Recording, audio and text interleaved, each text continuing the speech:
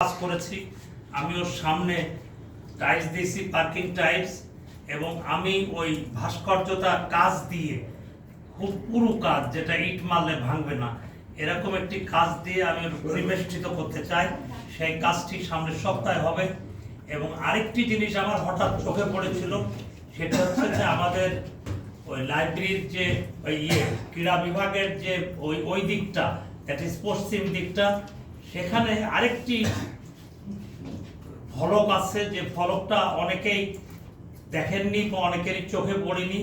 আমার চোখে পড়ার পরে আমি দেখি যে ওখানে রায়বাহাদুর যদুনাথ মজুমদারের জন্ম তারিখ এবং মৃত্যু তারিখ লেখা আছে। তারপরে আমার এটা নজর কাড়ে এবং আমি ওই জায়গাটিকে একটু সুন্দরভাবে সুন্দর আঙ্গিকে রাখতে চাই। সে কাজটিও সামনের সপ্তাহে হবে। আর এই দুষ্প্রাপ্য বইয়ের ব্যাপারে আজ 100 বছর এই ইনস্টিটিউট প্রতিষ্ঠিত, কিন্তু এই ব্যাপারে কারোর ভিতরে ভাবনা আসেনি, যেটা আমাদের লাইব্রেরি সেক্রেটারির মাথায় এসছে। উনি 2-3 জন ডিসিকে আমরা এটা দেখাইছি এবং তাদের অনুরোধ করেছি, তারা কথাও দিয়েছে যে আমরা এটা আপনাদের করে দেব যে খরচ হয়। কিন্তু আমরা দেখেছি পরবর্তীতে তাদের কোনো উদ্যোগ নেই, তারা এটির ব্যাপারে অনীহা প্রকাশ করছেন। সেই কারণে আমি ব্যক্তিগতভাবে চেষ্টা করে ইনস্টিটিউটের অর্থায়নে আমি এই কাজটি করেছি।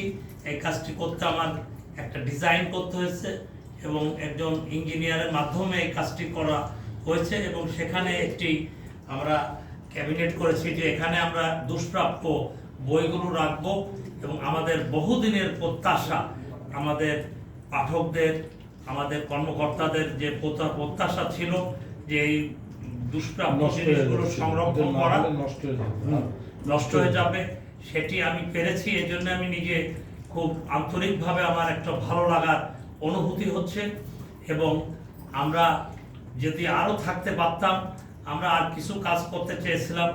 আমাদের যারা সাহিত্য প্রেমিক তারা আমার কাছে বেশ আগেই অনুরোধ করেছিল যে পশ্চিম কর্নার একটা সাহিত্য আড্ডা, মানে মেঘ রৌদ্র সাহিত্য আড্ডা, এটি তৈরি করার জন্যে আমি বহুদিন ধরে চেষ্টা করেছিলাম। এটার ব্যাপারেও আমি জেলা প্রশাসক মহোদয়কে বলেছিলাম, কিন্তু এটা পাশ করা হয়েছিল। পাশ করা হওয়ার পরে আমি একটা বাজেট তৈরি করে কাজও শুরু করেছিলাম। আমি 3 দিন কাজও করেছিলাম, কিন্তু যেহেতু আমার ধরেন স্বাভাবিকভাবেই যে ইনস্টিটিউটে যারা কাজ করে তাদের একটা প্রতিপক্ষ থাকে এবং তারা বিভিন্নভাবেই আমাদেরকে একটু ডিস্টার্ব করে বা আমাদেরকে একটু ইয়ে করে বিপদে ফেলার চেষ্টা করে। সেই আলোকে হয়তো একটা গ্রুপ জেলা প্রশাসকের কাছে যায় এবং বলে যে তফসিল ঘোষণার পরে কোনো মানে কনস্ট্রাকটিভ কাজ করা যাবে না। এই কারণে সে অর্ধেক ইট কাঁথা অবস্থায় আমি আবার টিন লাগাই ওই কাজটি আমি বন্ধ করতে বাধ্য হই। এতে আমি খুবই মনোকষ্ট পাইছি। কারণ হচ্ছে কি যে আমি টাকা বাজেট করে টাকা আমি জোগাড় করেও রাখছিলাম এই কাজটি করার জন্য। তা আপনারা মন খারাপ করবেন না। আপনারা যে শনিবার সাহিত্য আসর রয়েছে, আমার ভূপতি মঞ্চ আছে, ওখানেও আপনারা মাঝে মাঝে বসতেন, এখন আবার দেখছি বসছেন না। তারপর আমার তেতালা আছে, এখানেও একটা গ্রুপ বসতো সাহিত্যের ব্যাপারে আলোচনা করতে, বসে। হ্যাঁ, বসে। আপনারা এইভাবে আপনাদের কর্মকাণ্ড চালান।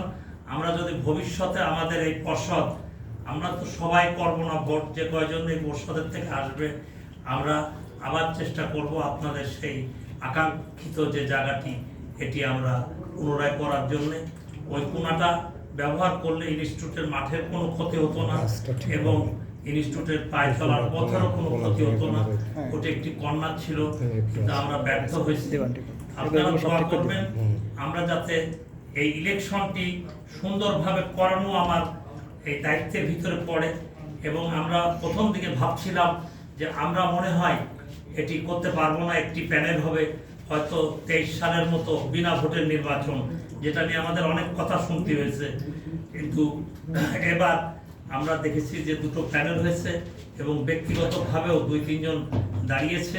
একটি সুন্দর মানে ইয়েমূলক প্রতিদ্বন্দ্বিতামূলক একটি নির্বাচন হবে এবং সেই নির্বাচনটা করাই দিয়ে আমাদের কাজ শেষ।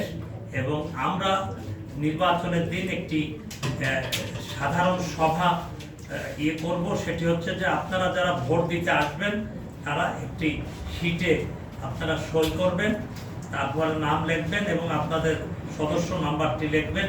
এই কাজটি করার উদ্দেশ্য হচ্ছে যে নির্বাচনটি সাধারণ সভার মধ্য দিয়ে হয়েছে এইটি প্রমাণ করা। এই কাজটিও আমরা করার ব্যবস্থা করেছি। আমাদের 3-15-45টি মানে 3টি ঘর থাকবে এবং 45টি বুথ থাকবে। এই বুথে আপনারা আপনাদের ভোটাধিকার প্রয়োগ করবেন।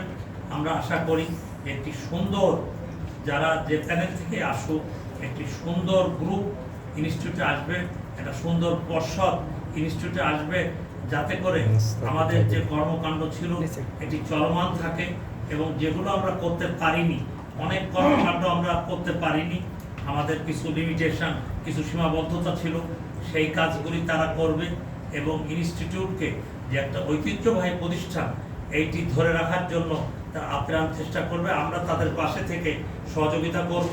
আমাদের কাছে যদি তারা কোনো উপদেশ চায়, কোনো আইডিয়া চায়, আমরা সেটা দিতে পারবো, যেহেতু আমরা কাছে থাকি।